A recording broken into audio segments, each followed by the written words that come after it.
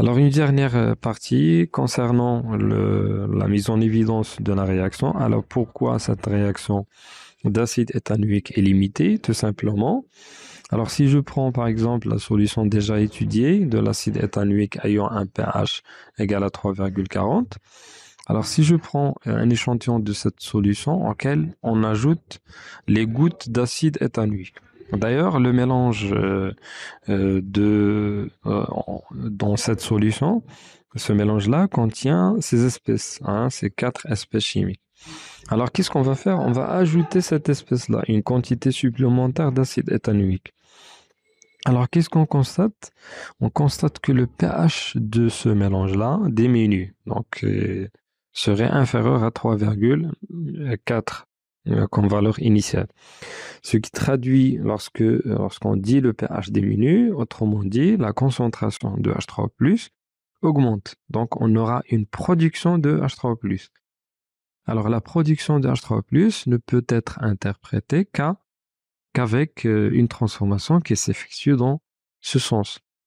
Autrement dit, cette quantité supplémentaire ajoutée d'acide éthanurique va réagir davantage avec les molécules H2O pour donner une quantité supplémentaire de H3+, et puisqu'on a une goutte donc qui ne va pas influencer sur le volume, alors la quantité supplémentaire de H3+ montre que la concentration de H3+ augmente, ce qui fait diminuer la valeur de pH.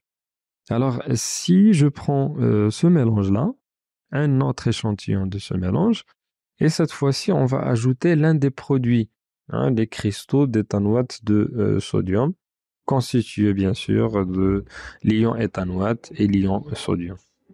Alors, l'ajout de ces ions, bien sûr, montre que une élévation de pH.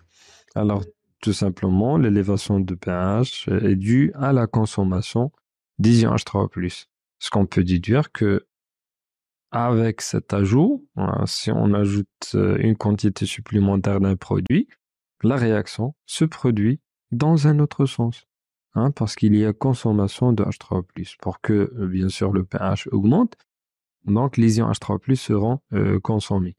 La consommation des ions H3+ ne peut être interprétée que par sa réaction avec l'espèce qu'on a ajoutée, qui est bien sûr CH3COH. Alors, la conclusion, la réaction est limitée, tout simplement, euh, car elle s'effectue les deux sens. Alors, cette réaction ne peut pas continuer, ou bien cette transformation ne peut pas continuer jusqu'à la disparition totale du réactif limitant, vu que la réaction peut se produire dans les deux sens. Alors, on appelle le sens 1, c'est le sens direct, et le sens 2, c'est le sens indirect. Alors, la dernière partie, on va interpréter ce qui se passe dès le début de la mise en solution de l'acide éthanurique. Alors, au début de la mise en solution de cet acide, donc les espèces présentes dans la solution, ce sont CH3COH et H2O. Alors, les produits ne sont pas présents à l'état initial. Alors, qu'est-ce qu'il va y avoir? Puisque la réaction se produit dans les deux sens, donc il va commencer avec une vitesse maximale dans le sens 1. Alors, au début de la transformation, la réaction s'effectue avec une vitesse maximale dans le sens 1. Et puisque les quantités des produits sont nulles, on peut dire que la réaction peut se produire ou bien va commencer dans le sens 2 avec une vitesse nulle. Alors, au cours de la transformation, la vitesse dans le sens 1 diminue, hein, du fait que les concentrations des deux espèces diminuent, surtout la concentration de CH3COH diminue, et par suite la vitesse dans le sens direct diminue, alors que les concentrations des produits augmentent, donc la vitesse dans le sens inverse va augmenter. Alors on peut imaginer graphiquement ces variations de vitesse, même cette réaction est très très très rapide. Alors on peut imaginer en quelques millisecondes ou bien voire quelques microsecondes comment évoluer la vitesse. Alors, la vitesse dans le sens direct commence à partir d'une valeur maximale.